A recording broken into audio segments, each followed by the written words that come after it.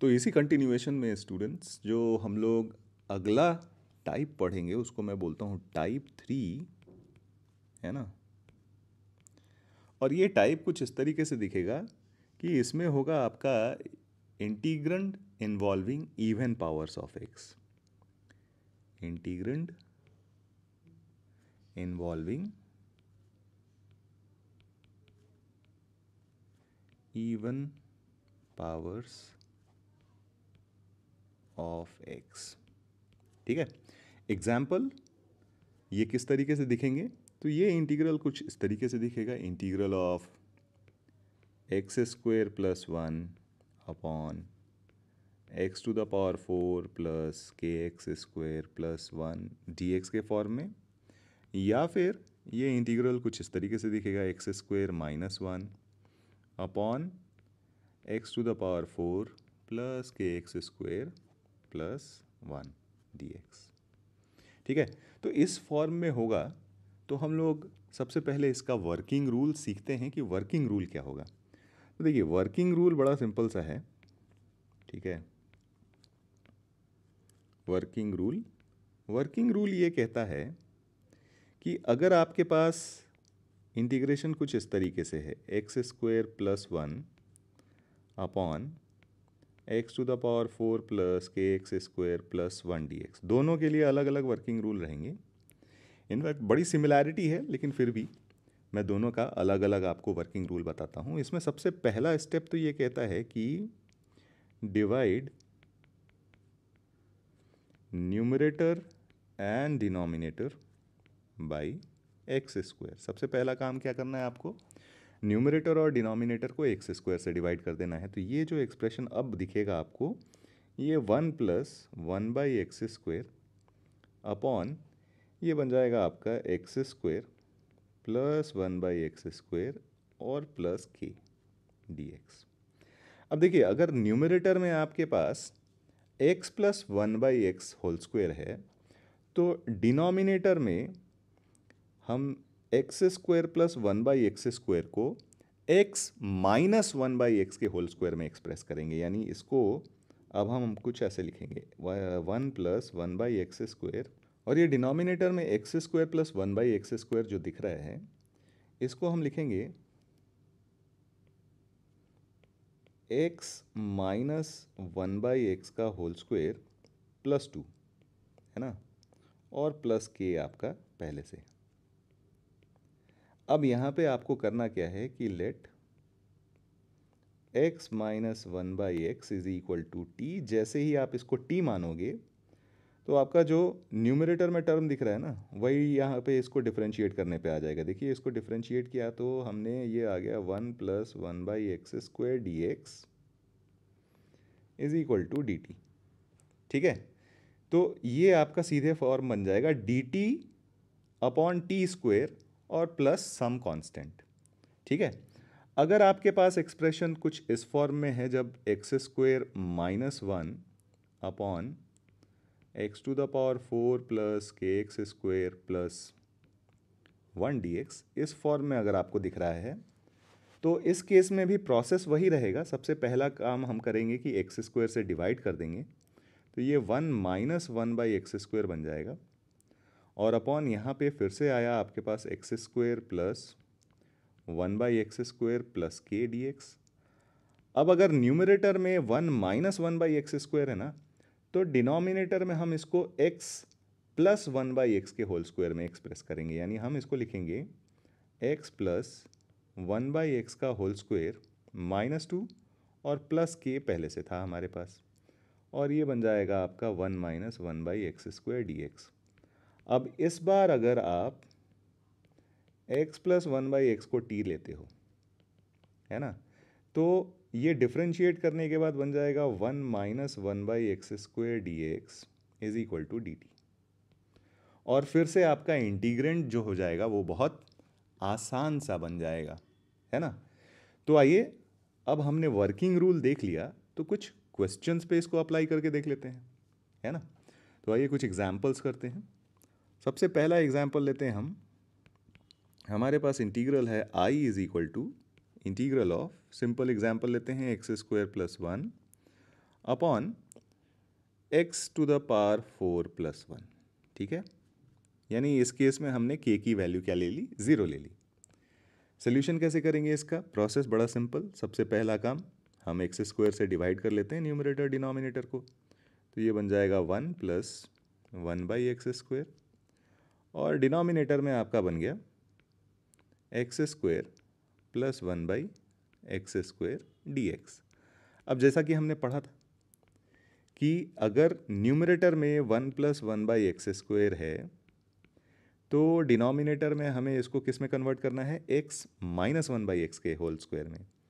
तो इसको हम लिख सकते हैं x माइनस 1/x का होल स्क्वायर प्लस 2, है ना।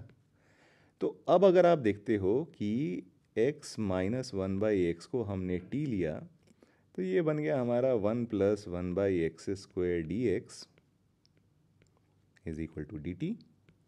यानी इंटीग्रेशन आपका अब बहुत आसान सा बन गया dt अपॉन t², और इस 2 को मैं √2 का होल स्क्वायर लिख देता हूँ। तो यहाँ पे बड़ा सिंपल सा बन गया dt अपॉन t² प्लस √2 का होल स्क्वायर, और इसका इंटीग्रेशन हमें पता है। इसका इंटीग्रेशन हम क्या लिखते हैं, 1/a यानी 1/√2 tan इनवर्स x/a, और x के बदले में यहाँ पे t है और a के बदले में √2 है। अब हम क्या करेंगे, t की वैल्यू हम वापस से यहाँ सब्सटीट्यूट कर देंगे, और t हमने किसको माना था, x माइनस 1/x को, है ना। तो ये हमारे पास बन गया अभी 1/√2 tan inverse x minus 1/x upon √2 n plus c, यहाँ पे भी प्लस सी होगा। तो ये हमारा हो गया इस क्वेश्चन का फाइनल आंसर। बड़ा सिंपल सा वर्किंग है, बहुत ज़्यादा दिमाग हमें लगाना नहीं है इसमें, है ना। चलिए एक और एग्जाम्पल से समझते हैं, थोड़ा और प्रैक्टिस हो जाएगा हमारा। एग्जाम्पल इस बार हम लेते हैं, चलिए,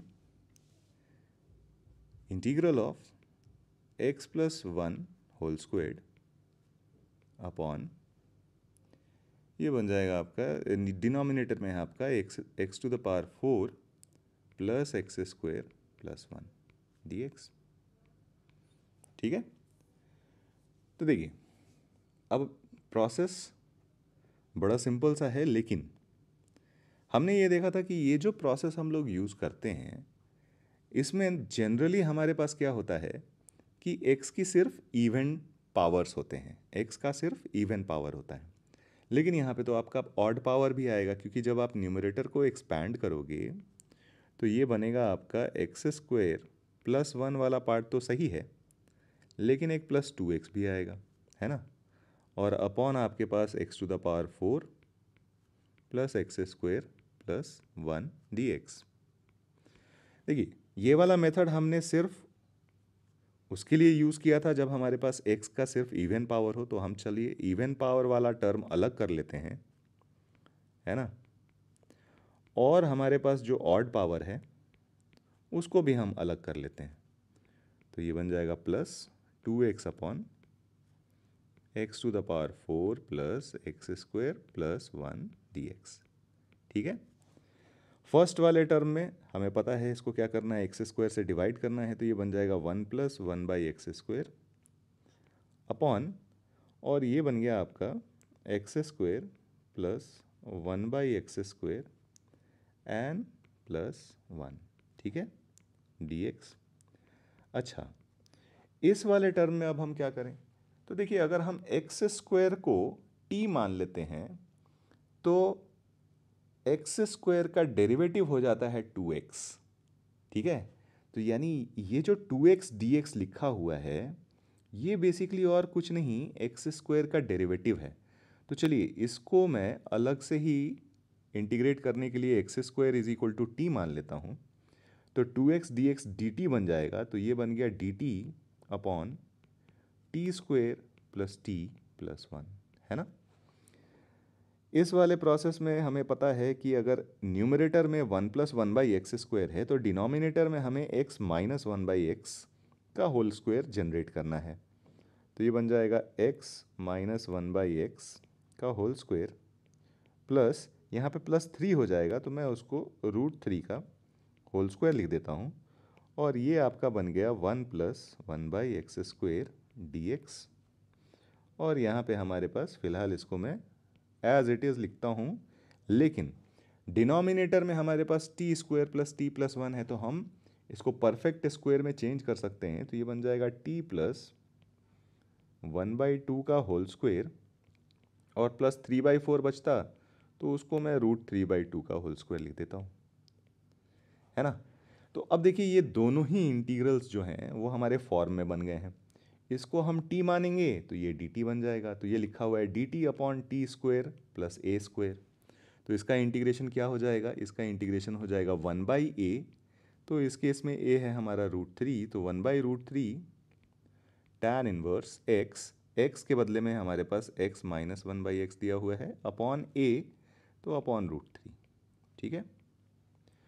प्लस अब ये वाला जो पार्ट है ये भी देखिए हमारे पास dt/t² + a²।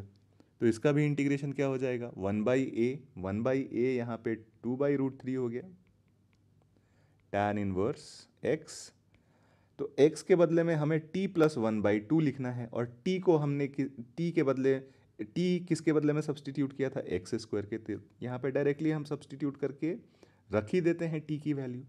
तो t हमने x² को रखा था, तो x² + 1/2 और अपॉन a, तो a है हमारा यहाँ पे √3/2, है ना, √3/2 एन प्लस c।